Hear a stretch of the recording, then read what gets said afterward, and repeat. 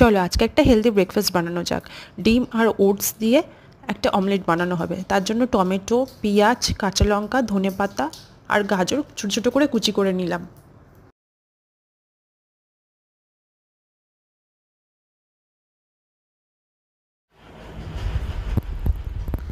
এইবারে সব সবজিগুলোকে রেডি করে একটা পাত্রের মধ্যে দুটো ডিম দিয়ে আর সব সবজিগুলো মিক্সড করে নিতে হবে।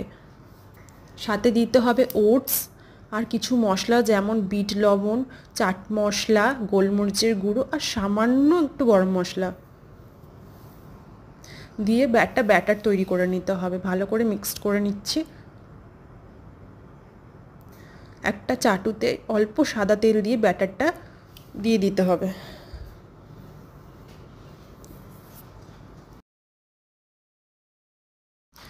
দেন তারপর ভালো করে ফ্রাই করে ব্যাস রেডি আমাদের এগ ওটসের অমলেট।